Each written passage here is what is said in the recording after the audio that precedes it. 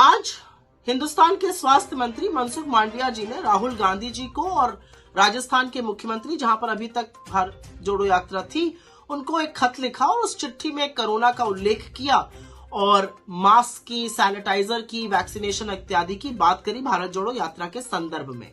पते की बात यह है कि ये चिट्ठी मनसुख मांडविया जी ने उस पत्र पर आधारित करी है जो भाजपा के राजस्थान के सांसद पीपी चौधरी जी ने स्वास्थ्य मंत्री को लिखा था और कोरोना का और भारत जोड़ो यात्रा के संदर्भ में कुछ चिंताएं जाहिर करी थी। तो पहली बात तो चिट्ठी भी भाजपा के सांसद के आधार पर लिखी गई है और वो प्रेषित कर दी गई है आगे।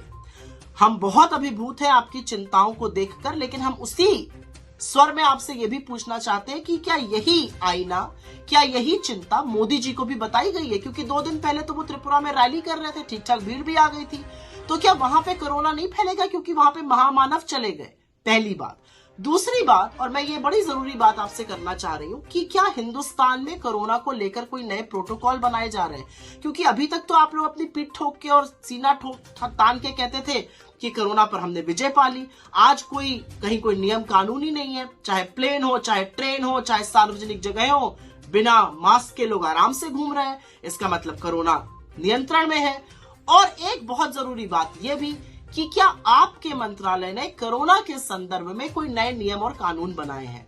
खैर, यह आईना तो आपको भाजपा को भी दिखाना चाहिए, लेकिन जैसा कि अपेक्षित था, सरकार ने माहौल बनाने का काम किया और तुरंत चरण चुंबक चैनल्स और एंकर्स लगातार जुट गए कि कोरोना कितना बड़ा खतरा बन के खड़ा है। तो मेरे 2-4 आपसे सवाल हैं। अगर कोरोना इतना बड़ा खतरा बन के खड़ा है और पार्लियामेंट सेशन में है, तो पार्लियामेंट में इस पे चर्चा होनी चाहिए। पार्लियामेंट का सत्र कैसे चलने दिया जा रहा है? कोई नए नियम, कानून, प्रोटोकॉल क्या अनाउंस होंगे? क्या मास्क फिर से अनिवार्य होगा? इसके बारे में अभी तक हम लोगों ने कुछ नहीं सुना है। और असलियत तो ये है कि जब कोरोना काल था तब तो आप नमस्ते ट्रंप करा रहे थे और चुनी हुई सरकार मध्य प्रदेश में गिरा रहे थे। आप तब तो दीदी ओ दीदी कर रहे थे बंगाल में। आपने बंगाल में, असम में, उत्तर प्रदेश में चुनाव करवाए जब लाशें तैर रही थी और वहां से रामनामी खसोटी जा रही थी।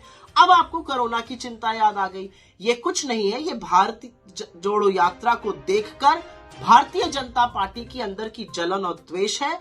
लेकिन आप कुछ भी कर लीजिए, कितनी भी बाधाएं लगाने का काम करिए, जो अपूर्व जन स्नेह और जन समर्थन हमें मिल रहा है उसके बारे में आप कुछ कर नहीं पाइएगा, ये याद रखिएगा।